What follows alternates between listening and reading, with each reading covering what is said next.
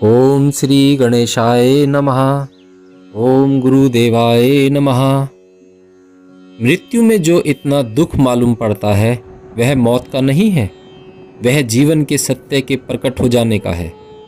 मौत बड़ी उद्बोधक है, वह तुम्हें चौंकाती है, जगाती है, तुम्हारी एनेस्थीसिया से, तुम्हारी गहरी बेहोशी से तुम्हें बाहर ले आती है।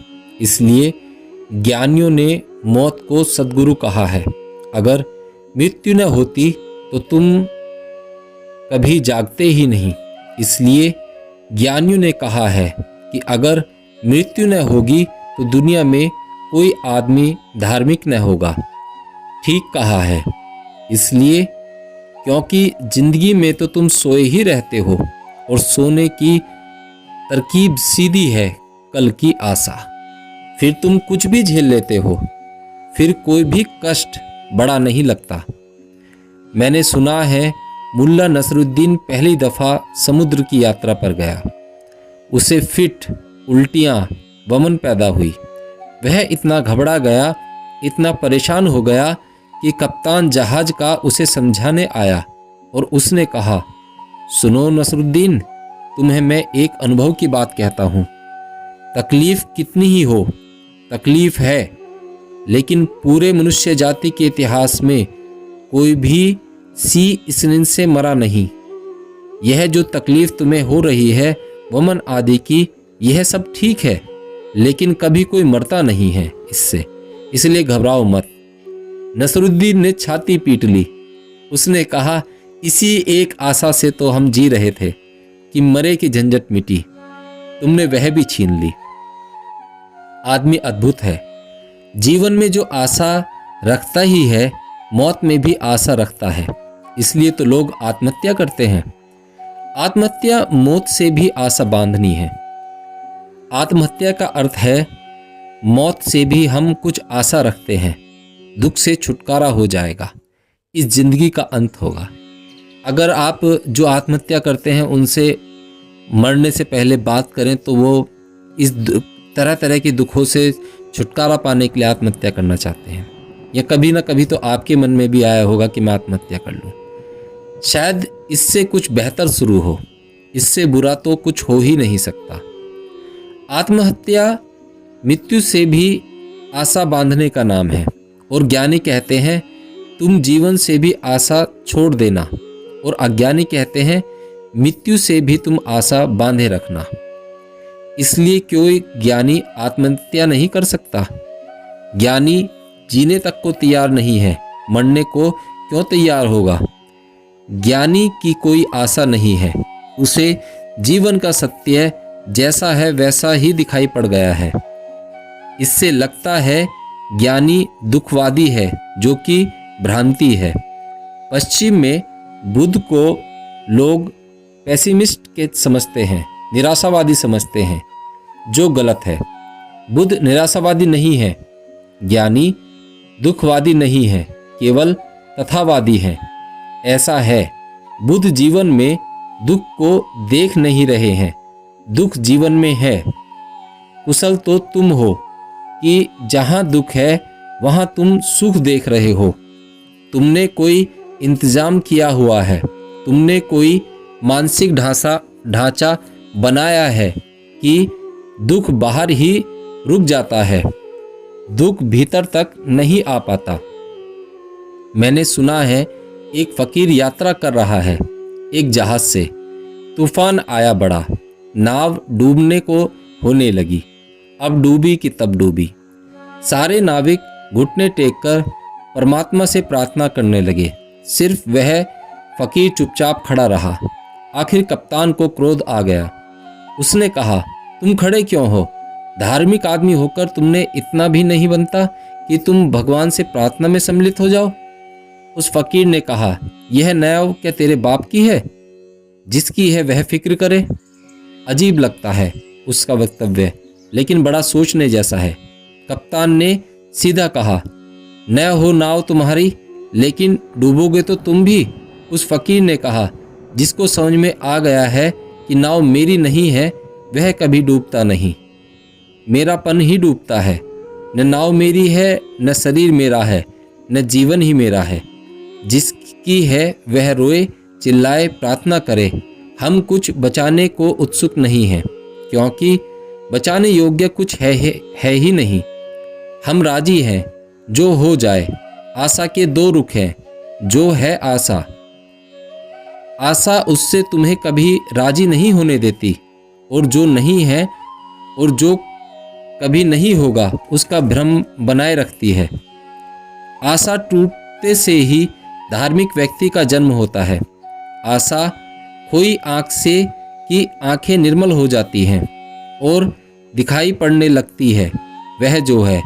बुद्ध ने कहे हैं 4 आर्य सत्य: दुख, दुख का कारण, दुख निरोध और दुख निरोध का मार्ग। पहला कि जीवन में दुख है।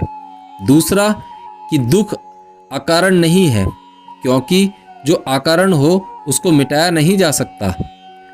अगर कोई दिया बिना बाती, बिना तेल के जल रहा हो तो तुम उसे बुझा कैसे सकते हो? हाँ, अगर तेल बाती से जल रहा हो तो बुझा सकते हो।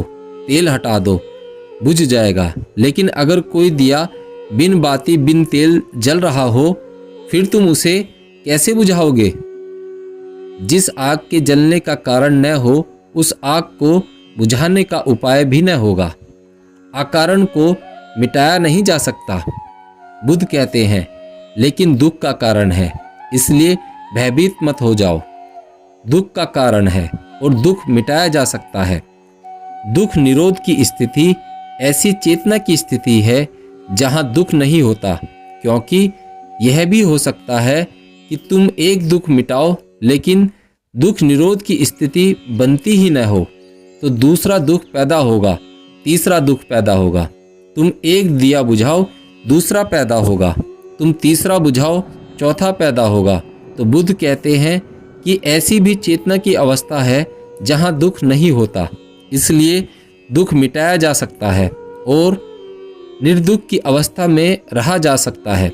और दुख निरोध का मार्ग भी है, और वह रास्ता भी है जिसके कारण समाप्त किए जाते हैं, जिसकी जड़ें काटी जाती हैं। बुद्ध ने अपने पूरे धर्म को 4 हिस्सों में विभाजित किया है। ये 4 हिस्से हैं। पहला धर्म है दुख को जानना।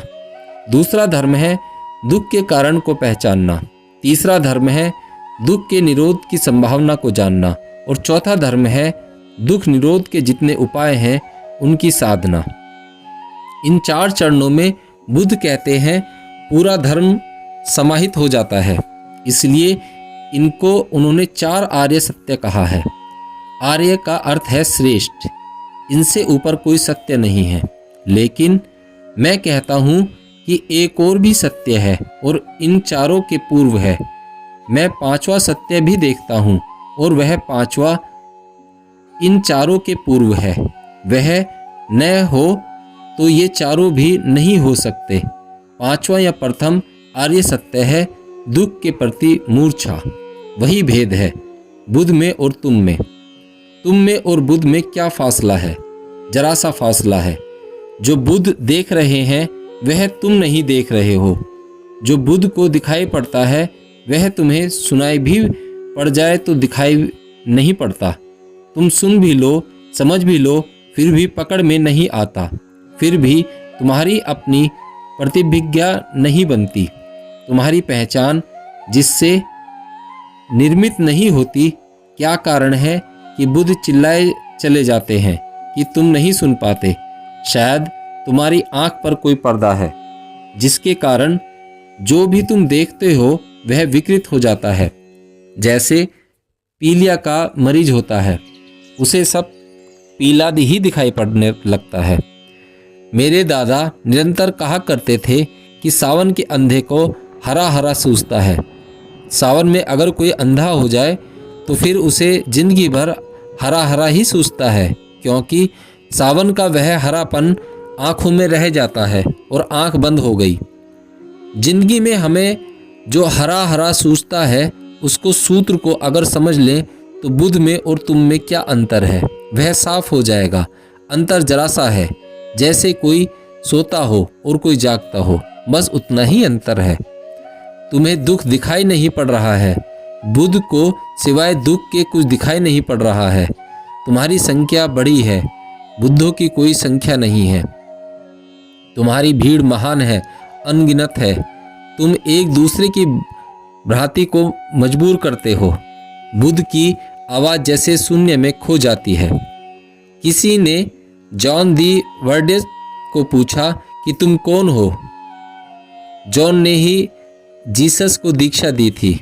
वह जीसस का गुरु था। उसने जीसस को बपतिस्मा दिया, इसलिए वह जॉन बपतिस्मा वाला कहलाता था। वह अनूठा फकीर था। उसने किसी ने पूछा कि तुम कौन हो, क्या तुम वही मसीहा हो जिसके आने का शास्त्रों में उल्लेख है? उसने कहा कि नहीं, मैं तो सिर्फ सूने रेगिस्तान में गूंजती हुई एक आवाज़ हूँ। बस एक आवाज़ जंगल में गूंजती हुई। बड़ा ठीक उत्तर दिया। बुद्धों की आवाज़ जंगल में गूंजती हुई आवाज़ है। कोई सुनने वाला नहीं है। लोग सुन भी लेते हैं तो फिर अपने रास्ते पर चले जाते हैं। उनके चलने से पता चलता है कि वे चूक गए, उन्होंने सुना नहीं। आँख पर कोई ऐसा पर्दा है कि हर चीज़ को विकृत कर जाता है। बुद्ध की बात को सुनकर उसको भी हम विकृत कर लेते हैं। जब हम सुनते हैं जीवन में दुख है तो तत्क्षण तुम्हारे मन में यह आशा बनती है कि शायद बुद्ध के पास हमें कोई उपाय मिल जाए जिससे दुख मिट जाए। तत्क्षण हम बुद्ध के चरण पकड़ लेते हैं कि बताओ मार्ग, जीवन का दुख मिट जाए। दुख को मिटाने का कोई मार्ग नहीं है। वस्तुतः दुख मिटाने की कोई ज़रूरत नहीं है। तुम्हारी आशा टूट जाए तो आशा के साथ ही सुख दुख का विलीन हो जाते हैं।